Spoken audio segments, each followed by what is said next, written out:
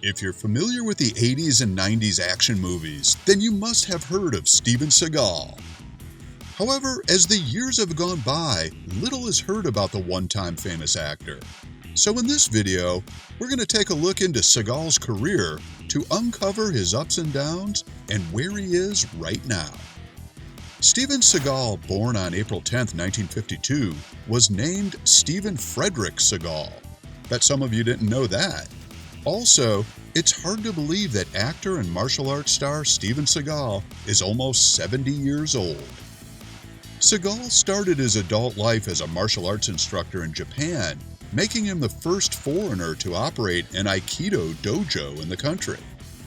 Later on, he left the country to set up another dojo in Los Angeles, and by 1988, he made his acting debut in the movie Above the Law. And after its success, Seagal acted in Hard to Kill, Marked for Death, and Out for Justice. All of these movies were box office hits that settled him in the industry as an action hero. Seagal continued to make action movies, but since 1998, most have gone directly to DVD or streaming services. Some of them are The Patriot, Out for a Kill, Black Dawn, Kill Switch, and Driven to Kill. And in that period, Seagal was able to release more than 30 movies in less than 20 years. By 2016, he had starred in 7 non-theatrically released films, including Contract to Kill, End of a Gun, Code of Honor, Sniper, Special Ops, and The Perfect Weapon. Back in the late 80s, Seagal took a side job as a police consultant in Jefferson Parish, Louisiana. It was Harry Lee, who was the sheriff at the time, that asked the action star to train his force in martial arts and marksmanship. Seagal took up the job and did it for so long that Harry Lee enlisted Seagal as a reserve deputy. The side job was a success, so much so that he did it for a long time, and it became the basis for a reality show on A&E called Steven Seagal, Lawman. Sadly, he had to resign from the force after he found himself as the subject of an internal affairs investigation. We'll get into this later in the video. Thanks to his history as an actual cop and his fighting experience, Seagal starred in his 2011 action series True Justice. He created and starred in it as Elijah Kane. It ran for 2 seasons with a total of 26 episodes. Seagal had a blooming career, but as he progressed, he began facing a lot of lawsuits and allegations. And to make matters worse, he had an attitude that made many of his colleagues and fellow showbiz people dislike him. For instance, Seagal hosted an episode of the late-night variety show Saturday Night Live. The producer, Lorne Michaels, and the cast members David Spade and Tim Meadows described Seagal as the show's worst host ever. They cited his humorlessness and ill treatment of the show's cast and writers. Both the cast and crew found him difficult to work with. As a result, he was never invited back to the show. Multiple actors, including John Leguizamo, stated that Seagal was an incredibly difficult co-worker, and Leguizamo found out the hard way. It happened while filming Executive Decision that Seagal got angry with his co-star and allegedly shoved him against a wall. Even on movie sets, he was accused of intentionally hitting stuntmen. Also, when he worked as the stunt coordinator for Out for Justice, he was accused of mistreating some of the stunt performers. And accusations like these continued throughout his later career. His career plummeted a bit when 2 of his films, The Foreigner and Contract to Kill, got the not-so-prestigious score of 0% on Rotten Tomatoes. The 0% meant that not a single critic who saw the 2 movies liked them. Even though Seagal had a famous career, he barely received any awards. He was also nominated in the categories for Worst Actor, Worst Picture, Worst Director, and Worst Original Song. Seagal sure had a rocky career, and it wasn't made easy when the allegations and lawsuits started pouring in. Seagal's allegations had started as far back as the early 1990s.